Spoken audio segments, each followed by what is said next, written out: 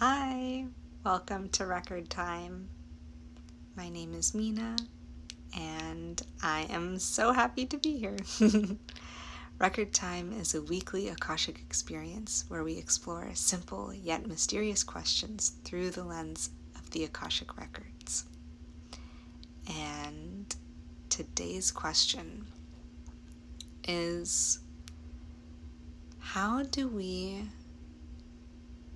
respond? How do we cope with relationships that feel out of alignment with us? And what I mean by that, it's like, how do we interact and deal with people whose perspective is so at odds with our own? And how do we relate to them? What are we supposed to do with them? And the underlying context of this is perhaps there are people in your family or in your close circle where you can see the gaps in their awareness, and maybe you want to point them out as a service to them, or maybe even as a service to yourself. Maybe you feel that pointing out these gaps in their awareness, helping them realize maybe some areas that they could work on, or helping them shed light on to situations or aspects of them, their personalities, or how they come across that could be improved. So basically giving feedback, and perhaps unsolicited feedback and advice. How do we deal with these people that we want to give feedback to, but maybe we're not sure what to do or how to do it? And in this context, I am specifically thinking of those very near and dear to us. The question I'm holding right now isn't really about how to get along with people you have starkly opposite viewpoints with. It's just, how do you deal with people near you whose way of being is just drastically different from yours, and sometimes it causes friction between the two of you. So that long question is what I'm going to be asking the Akashic Records right now, and we'll see what they have to say. So as I do that, feel free to take a moment to just arrive here. If it's safe, you can close your eyes, and if it's accessible, you can exhale and just arrive here right now.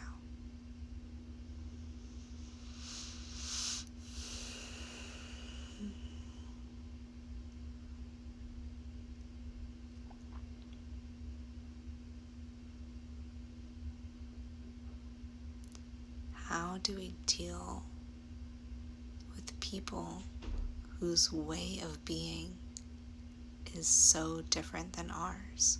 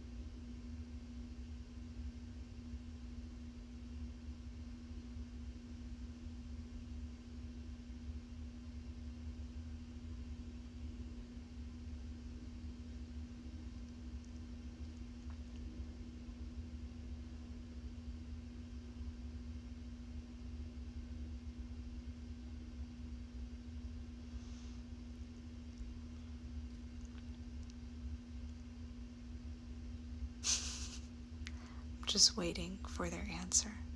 It usually does not take this long.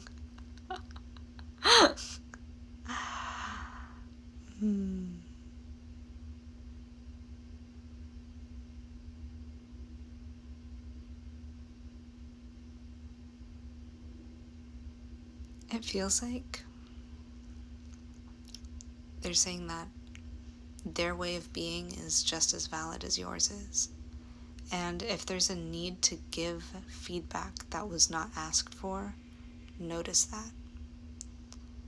Notice that moment where you feel like your point of view is more correct than theirs or more valid than theirs. And they're saying it doesn't mean that you aren't right. But they're laughing as they say that. It's like, yeah, you might be right in your own context, but again, they're just like, what is right and wrong? It's just illuminating that your definitions of right and wrong are different and that it's okay. And so I'm challenging them, which is like, okay, yeah, maybe we do have opposing viewpoints, opposing ways of being, but sometimes these opposing forces, these opposing perspectives cause friction. The way that my being is causes friction with the other person whose way of being is different than mine. So what do we do with that? How do we carry on from that point? What do we do with that tension if our goal is to relieve and release the tension, to move forward in a more harmonious way? How do we do that?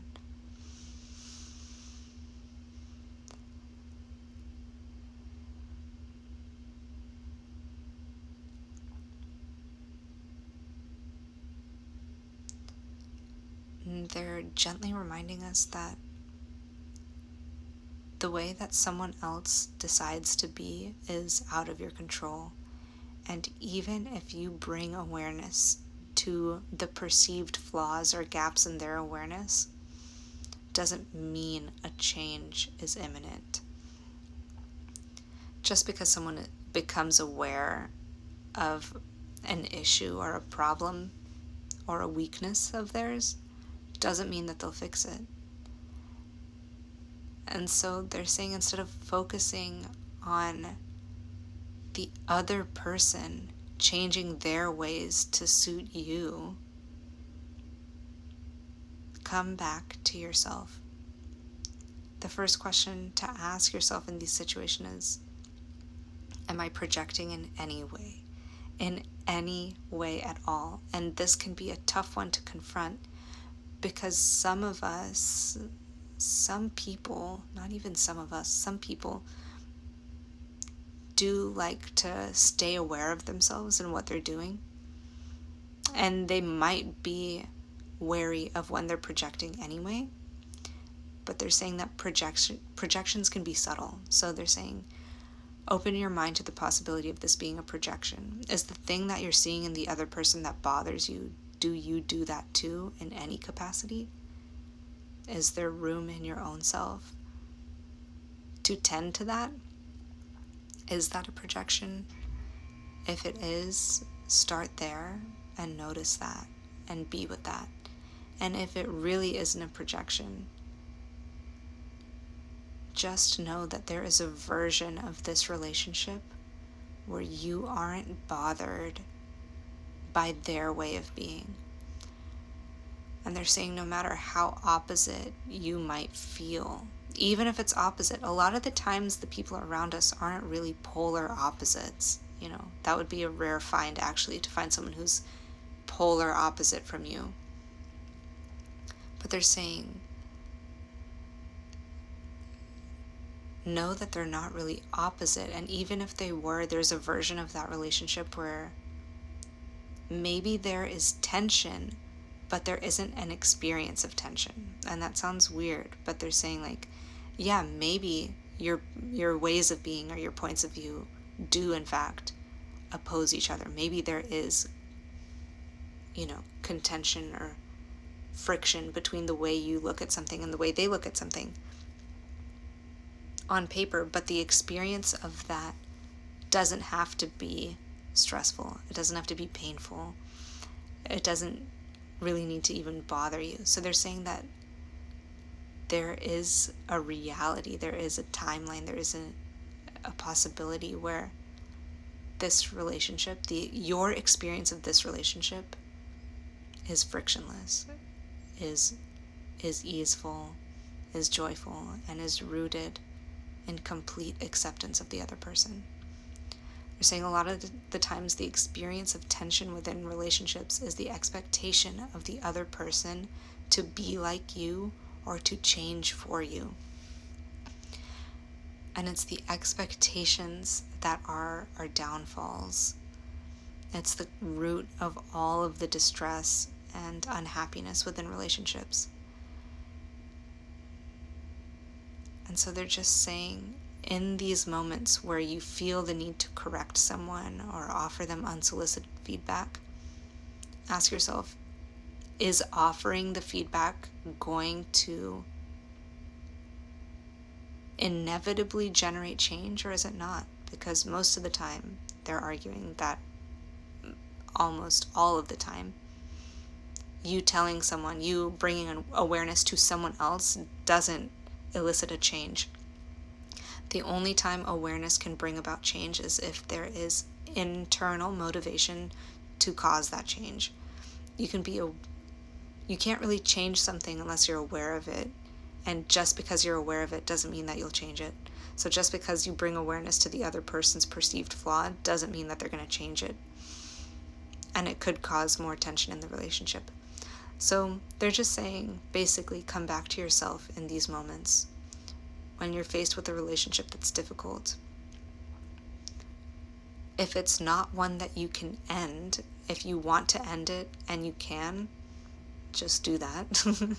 And please take that advice with a grain of salt. That is Mina talking. Take that advice with a grain of salt. Use your own discretion and your best judgment. Don't just blindly follow what I'm saying. But they're saying, come back to your actual practical options. One is, release yourself from the relationship if that feels like the best option.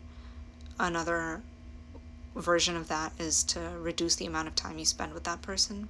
And the other thing is to just come back to yourself and notice what you're bringing to the relationship. Are you projecting? Are you not? And remembering that there's a version of this relationship that is frictionless, that is easeful and is joyful and is rooted in acceptance.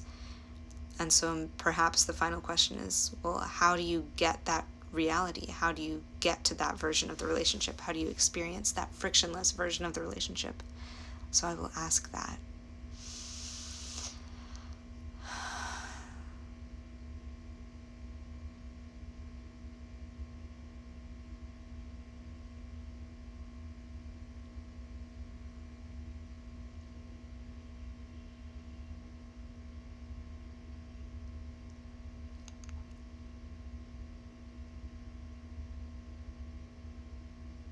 They're saying, release your expectations and decide to accept them as they are. They're saying, to cultivate acceptance, part of it is just being diligent and devoted in your practice.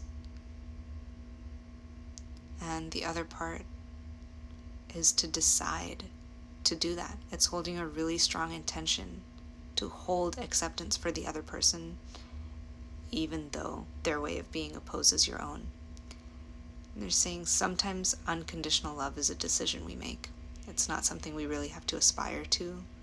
Sometimes we've done all the inner work we need to hold for a moment this experience of unconditional love, and sometimes we just have to decide that that's how we're going to approach the situation,